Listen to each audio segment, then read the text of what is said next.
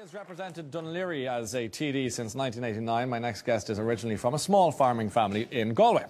As a teenager, he was active in student politics, becoming the youngest elected leader of the Union of Students in Ireland. According to recent opinion polls, he is consistently rated as the most popular political leader in the country, and some people believe he could even be the country's next Taoiseach. Would you welcome, please, Eamon Gilmore.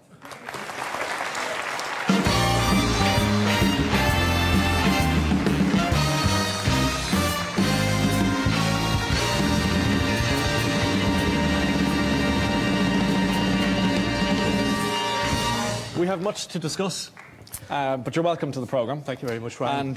And before we get into the cut and thrust of what's happening in the country and your plans for the future, who is Eamon Gilmore?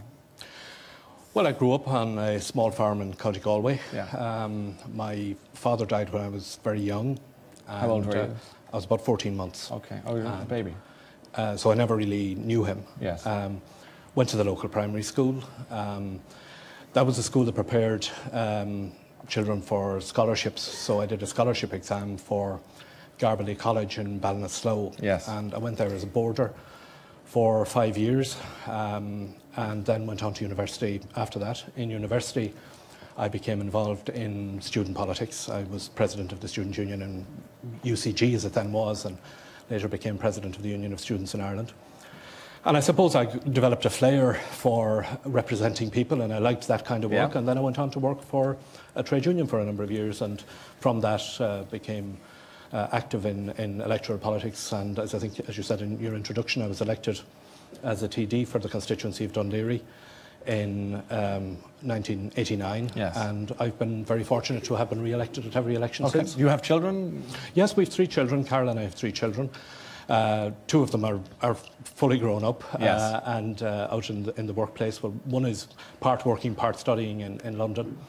And then our youngest child, Sean, he's doing the Leaving Cert this year. Leaving Cert. So busy year in your house, obviously, on a number of different reasons. It's a busy year, yes. Okay, and you became politicised quite early, didn't you? Because you joined, was it Official Sinn Féin in the early 70s? I joined Official Sinn Féin in the mid-70s. Yeah. My own family background was very much a Fianna Fáil background.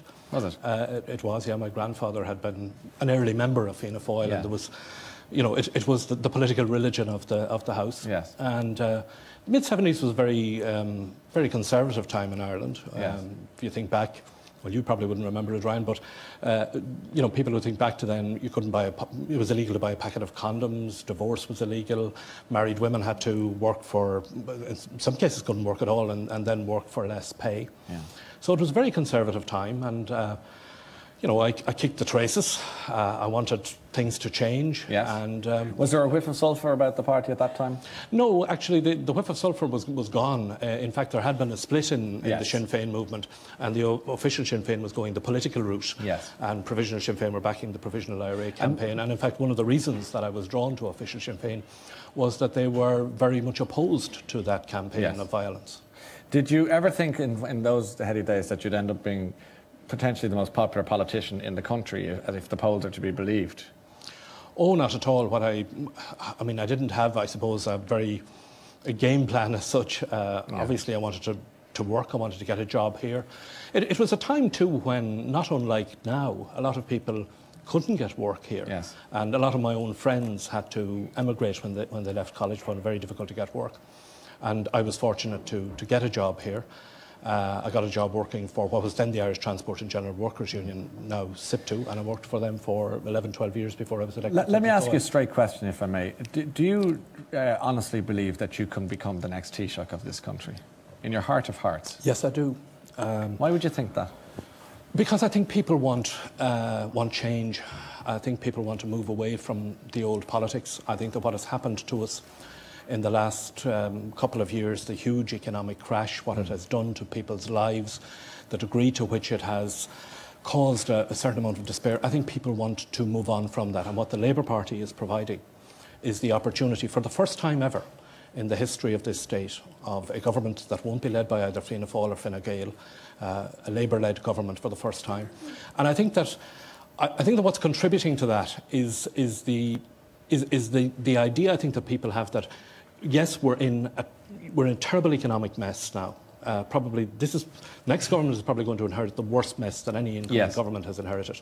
But we can get out of it. I mean, this is a good country. Well, we're going to get to that in a second, but I just want to get back to the idea of you being Taoiseach and the realistic prospect of that happening. There are currently how many Labour TDs? We've currently 20. 20. So the maths don't add up now, but you believe that after the next election, the maths will add up for you. How many Labour TDs on your best day do you think you're going to get at the next election? Well, put a number on it, roughly. To emerge as the largest party, yes. You could emerge as the largest party with probably 50 plus. 50 plus. Do you believe you can achieve that? I do believe that. I do believe that. Really? There are 40. Yes, I do, and I'll tell you why. Do please. There are 43 constituencies in the country. I believe we can win a seat in every one of them. And I think that we can win more than one seat in several. How many candidates are you going to run in the next election? Well, we've already plans to select 65. We will add to that as we get closer to the election, because we have a procedure whereby the party leader can put on candidates. So we will be increasing that number as we get closer to the election. Okay, so on a good day you believe you can pull in 65 seats?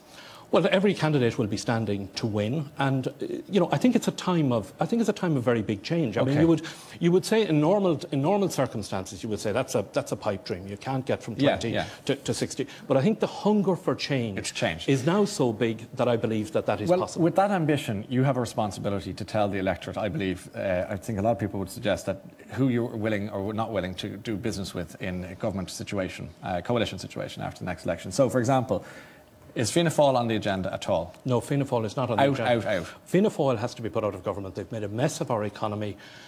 They've been guilty of some very, very bad judgment. And I think they have to be put out of government at the next election. So there's no chance? So there is no chance. I want to be absolutely clear about it. Front door, back door, side door. Labour is not allowing Fianna Fáil back into government. That's that done? That's done. The Green Party, if they still stand and if they have I consider myself almost a kind of a Green soulmate in some respects. So they're very strong on the environment, and if they're Green TDs, I don't have any difficulty in doing with them.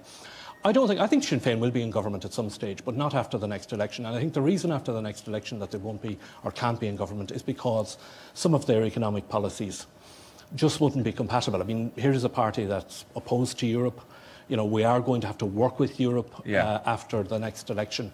And I think some of their policies, for example, it's an economic issue rather than an ideological one in any other sense. Is that the point you're making? It's an economic issue, and it's an economic issue, and it's a policy compatibility one. But I think that may change in time. Yeah. So you're not ruling out Sinn Féin, are you?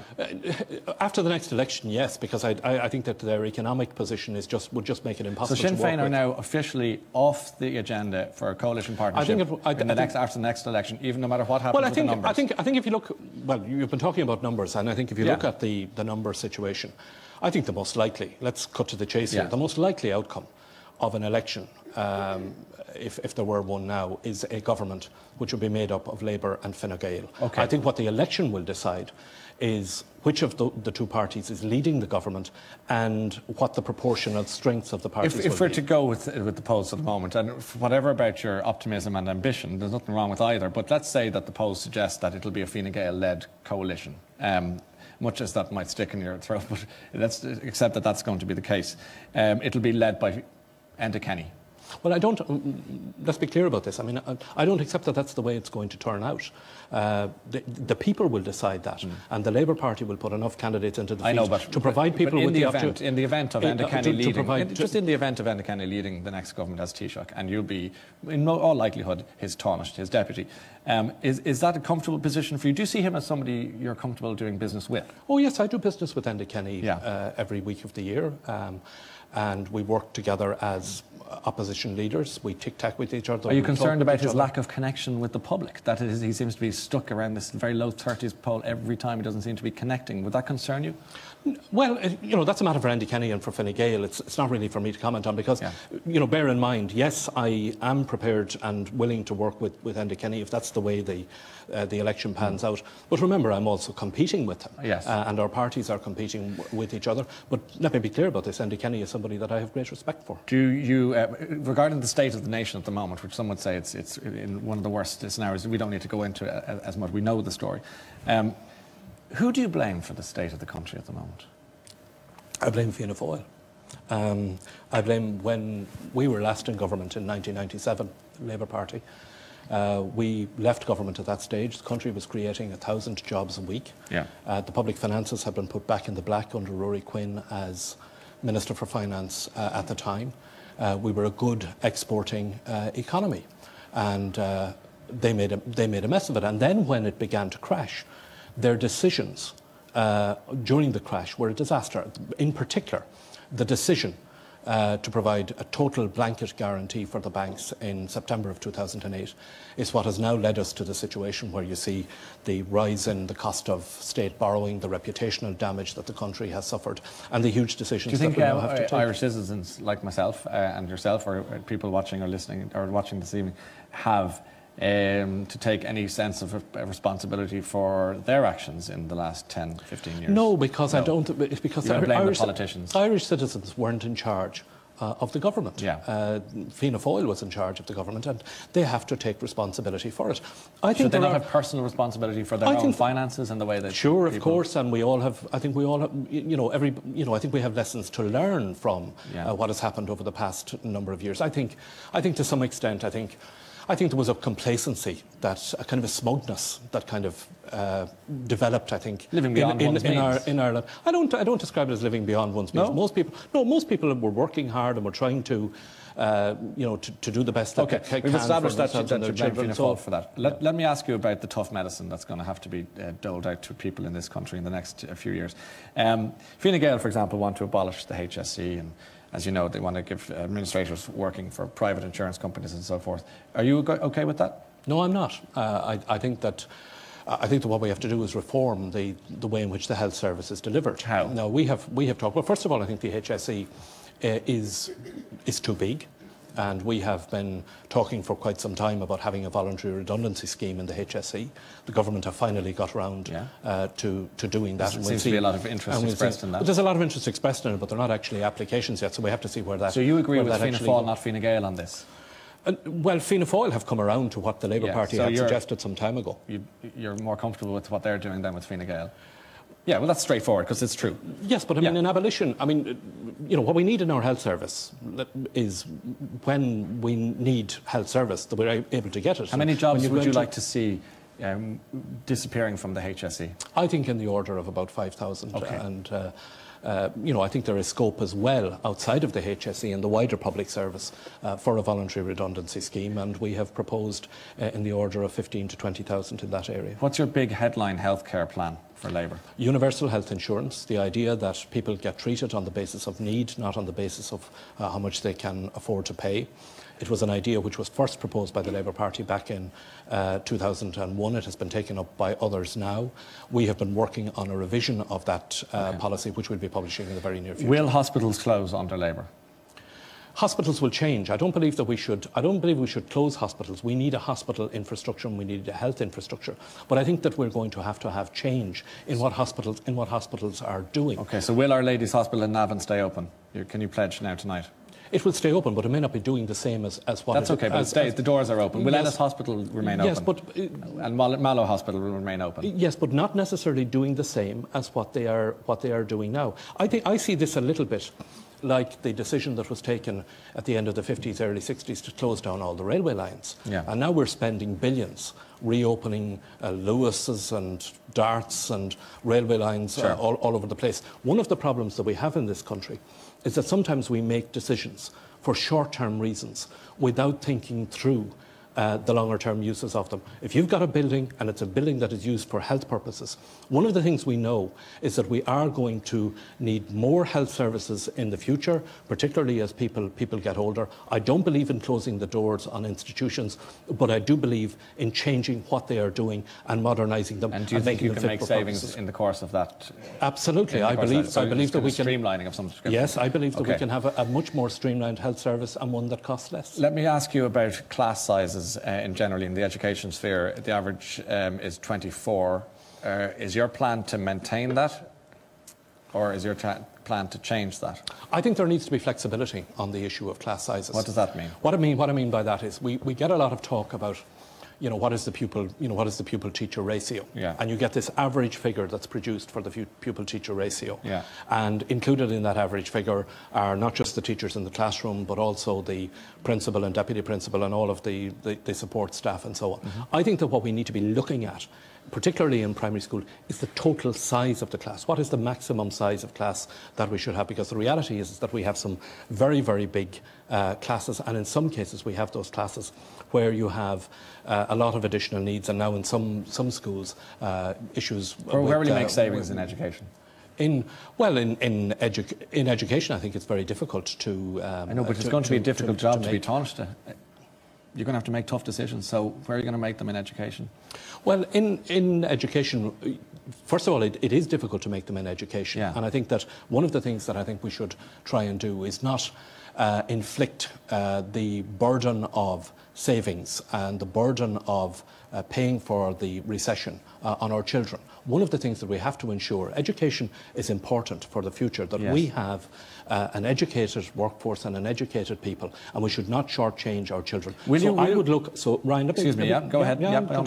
I would be looking elsewhere for savings, and in the course of a Dáil debate a couple of weeks ago, I set out a number of areas where I feel that we can... We'll touch on some of those now, and I'd like to ask you about things like child benefit. Will child benefit be reduced if you have any say in it? No, I don't think child benefit should be reduced. Means testing? It's the one payment that's available to parents. If I thought means testing could be done in a way that didn't cost us more to means test it than we would actually save in it. Yeah. And that's one of the problems. You do something like you means test child benefit, and the cost of administering the means test ends up costing a lot more. I think there's a way, by the way, since you have mentioned means testing, I think there is a way to achieve savings in the whole area of means testing.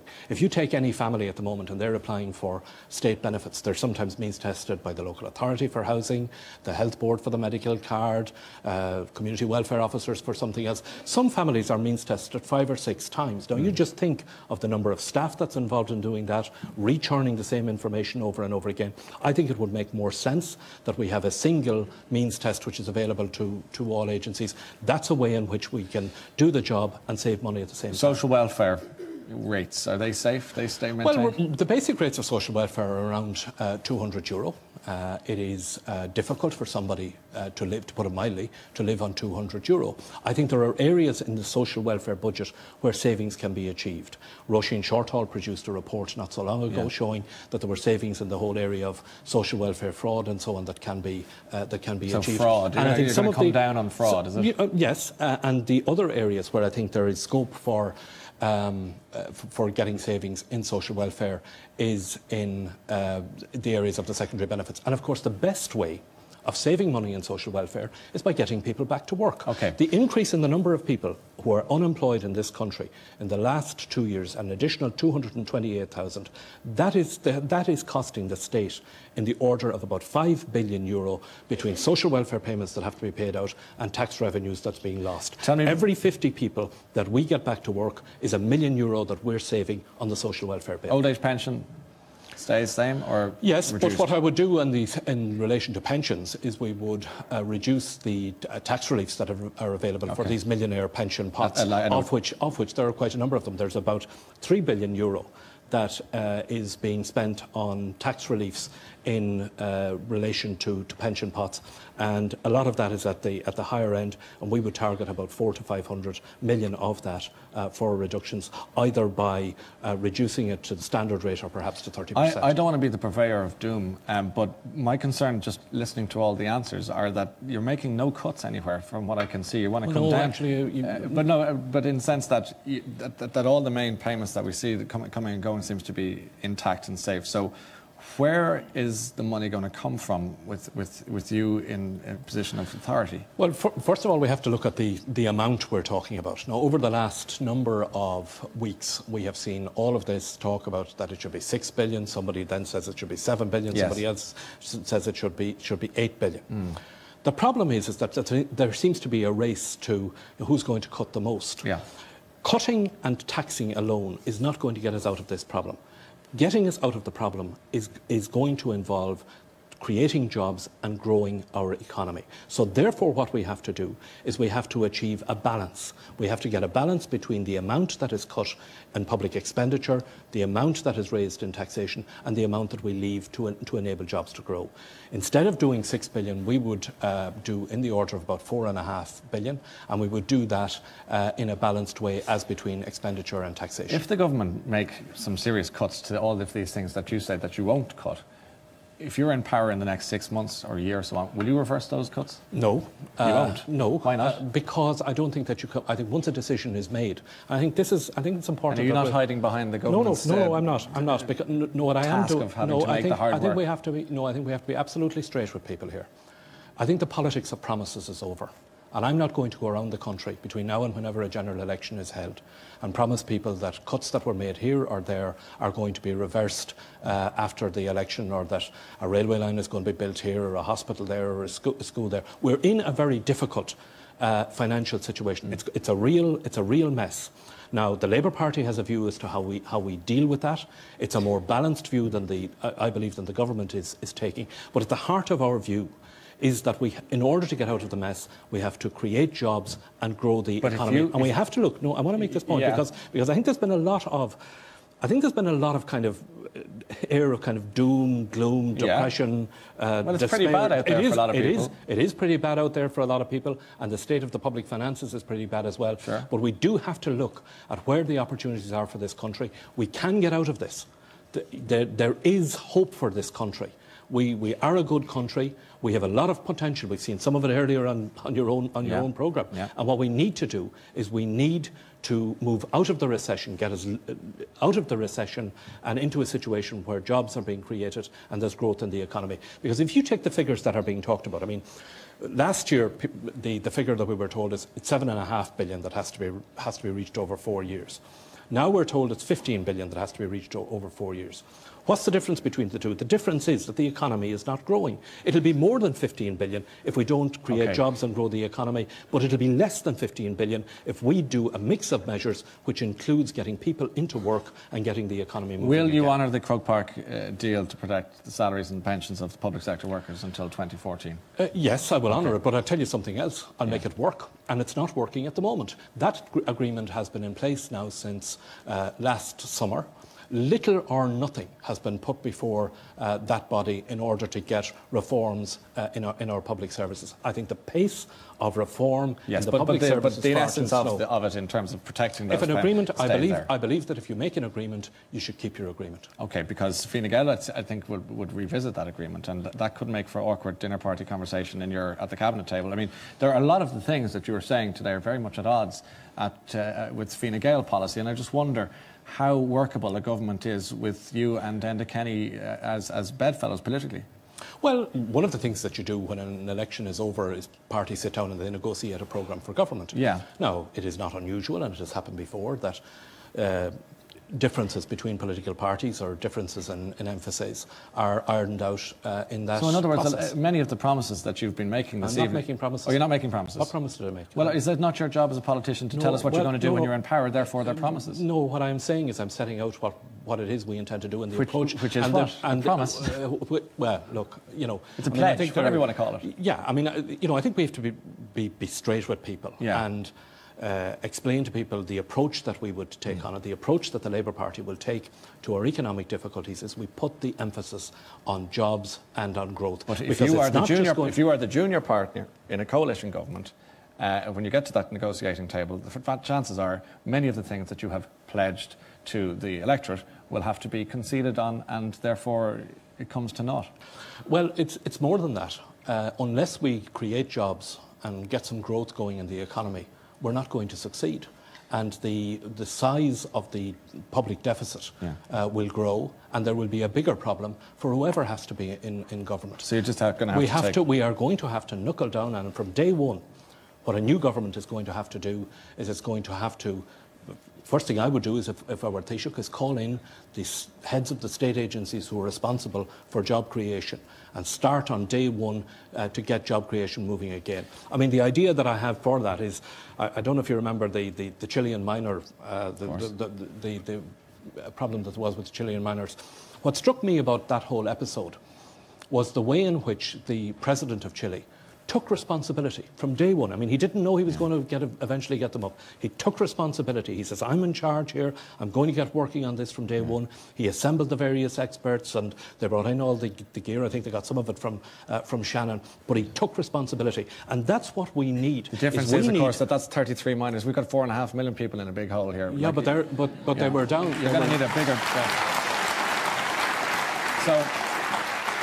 But I get the sentiment. I want to ask you about the difficult question about the coverage of your wife's land deal, that she bought a piece of land. I think it was about 525 grand she made on it, and then she sold another parcel of land for €10,000. Is that what happened? Why was it in the papers? What's the story with that? Well, first of all, she didn't buy any land. In 1996, Carol's mother, Bernadette, passed away. Yes. Carol is an only child. Yes. She inherited the family house in the village of Gilmore, and some land around it. Sometime after that, she was approached by the local school, the board of management of the local school, to see would she sell a site for the building of a new school.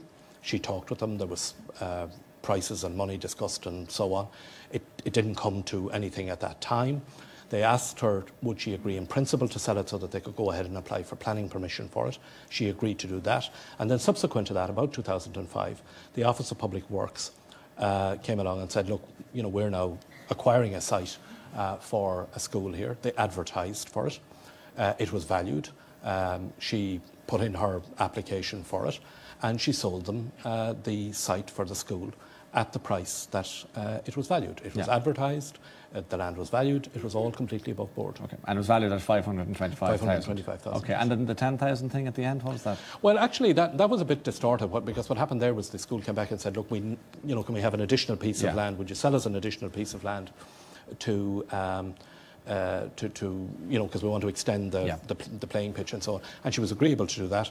The land was actually sold to the diocese, and it was sold for well below what the market value price would be. Do you ever worry that by the time you get into government, presuming you do, that the IMF will be running this country? I do worry about that, and I think that that's something that we have to stop happening. We need to keep control of our own destiny in this. Is it possible? This country. I think it is, and I think we have to. I think we have to exercise a bit of pride here as well. Yeah. I mean, I was a little bit uneasy about the choreography around Commissioner Wren's visit here last week, this kind of idea that there's somebody from Brussels that's coming kind of supervising it and so on. We have to be careful that we're not pushed around. Yes, we have to work with Europe, we have to work with the European Union and work with the European Commission, but we never lose sight of the fact that we're an independent country. It was fought hard for. We've got to work to keep it, and that does mean, yes, we do have to deal with our own economic difficulties and deal with them in a firm way. I